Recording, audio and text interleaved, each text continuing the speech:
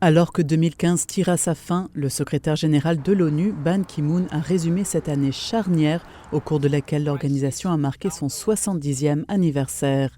Au cours de sa conférence de presse de fin d'année, le secrétaire général a mis en exergue les mesures historiques qui ont été prises pour faire avancer le développement durable, l'action climatique, la résolution de conflits et l'acheminement de l'aide humanitaire. L'accord de Paris sur le changement climatique est un signe d'espoir en cette époque troublée. C'est un triomphe pour le multilatéralisme qui démontre que les Nations unies peuvent fournir les résultats dont le monde a désespérément besoin.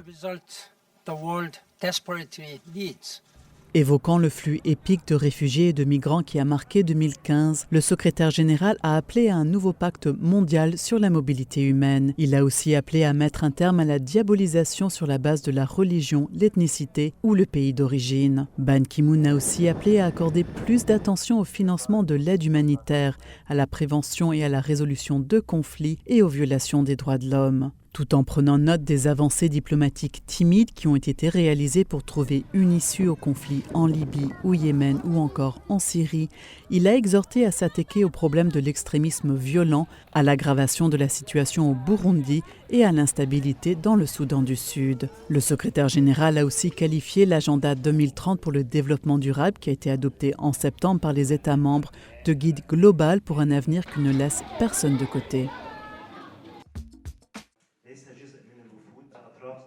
Les pourparlers de paix pour trouver une solution au conflit au Yémen ont débuté cette semaine en Suisse sous la houlette de l'ONU. Ismail Ould-Cheikh Ahmed, l'envoyé spécial de l'ONU pour le Yémen, a exhorté les parties à respecter le cessez-le-feu qui avait débuté dès l'ouverture des pourparlers. Aujourd'hui, vous êtes les décideurs et vous avez devant vous une responsabilité historique. Est-ce que vous allez abandonner le Yémen et son peuple et guider le pays plus encore sur le chemin de la violence et des massacres, ou allez-vous penser d'abord au Yémen ? Le conflit au Yémen a eu un lourd impact sur la population civile qui se retrouve sans accès aux nécessités de base pour survivre.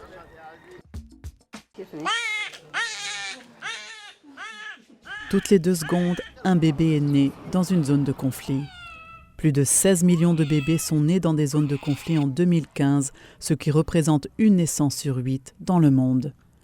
Au cours des 9 premiers mois de 2015, plus de 200 000 enfants ont demandé l'asile dans les pays de l'Union européenne, auxquels s'ajoutent les 30 millions d'enfants dans le monde qui ont été forcés de quitter leur maison l'an dernier à cause de la guerre, la violence et les persécutions.